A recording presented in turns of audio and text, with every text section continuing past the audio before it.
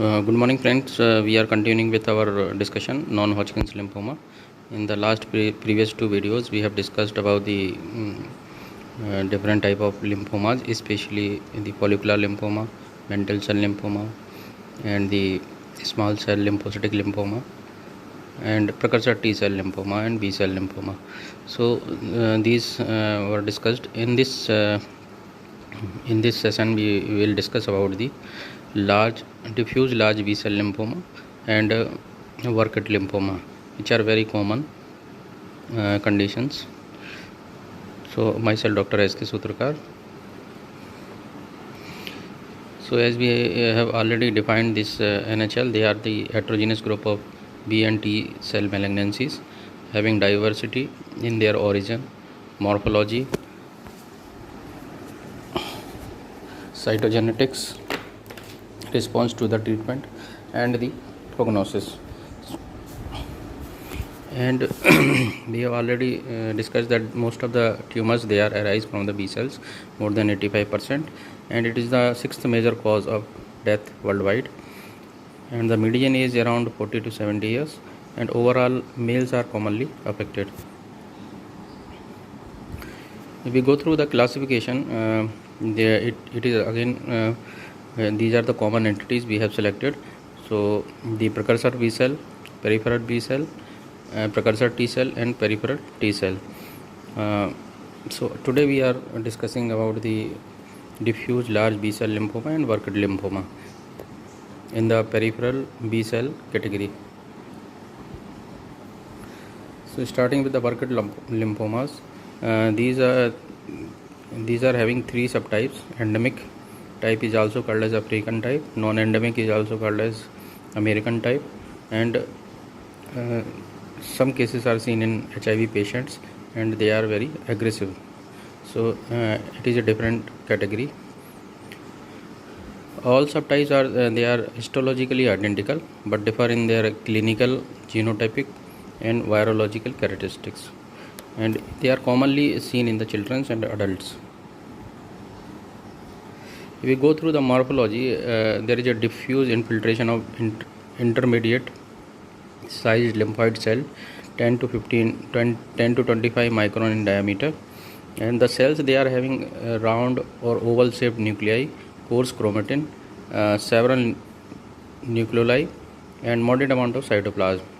So this is the characteristics of this typical cells, which are very large, 10 to 25 microns.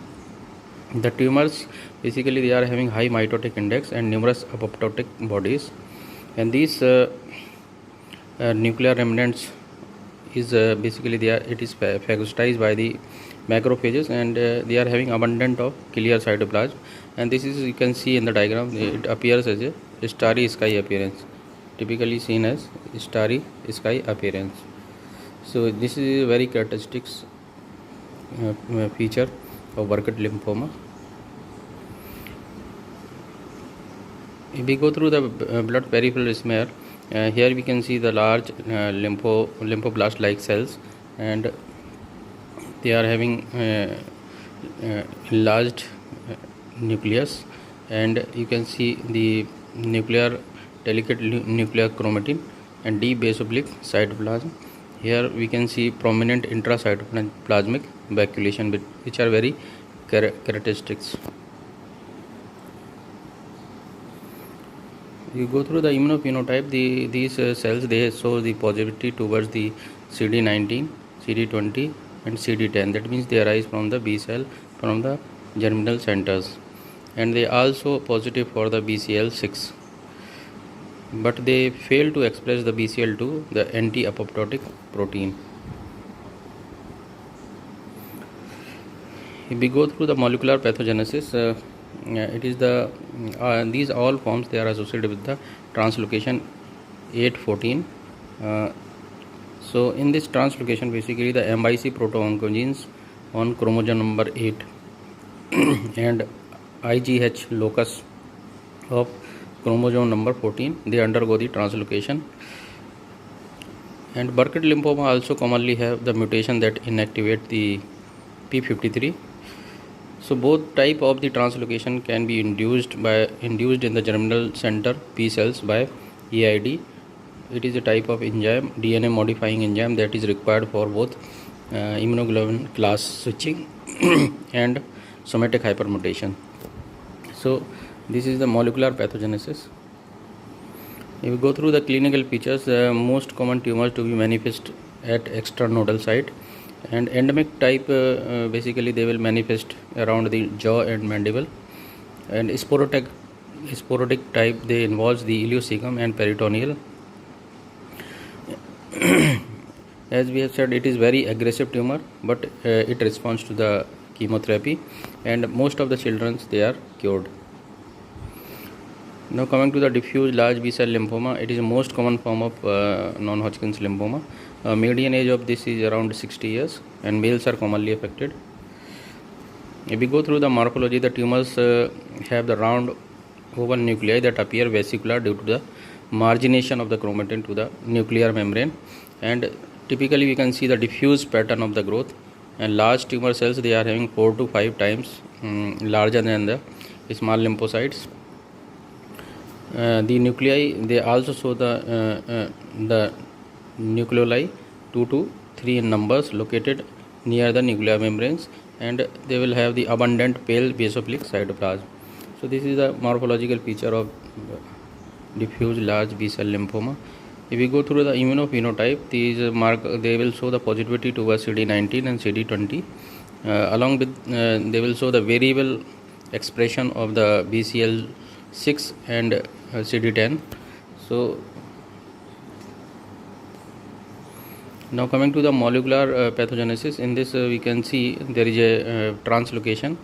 So it is seen in basically 14-18 translocation and 8-14 translocation. These two translocations are commonly seen in case of diffuse large B-cell lymphoma.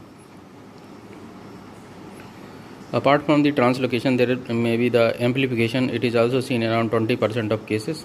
So the MYC proto-oncogene, it is overexpressed, and BCL2, it is overexpressed. So the second mechanism of amplification of the these two genes. Third is the somatic hypermutation, which seen commonly most of the cases, around 50% of cases. Here the BCL6, MYC and PAX5, they show overexpression, and there is a mutation of P53 as well. So these are the 4 important molecular pathogenesis concerned with the large diffuse B-cell lymphoma.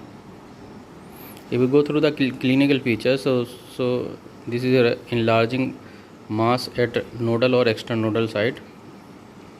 Oropharyngeal lymphoid tissue, basically the tonsils and the adenoids are commonly involved, and these tumors are very aggressive and are fatal if treatment is not given on time.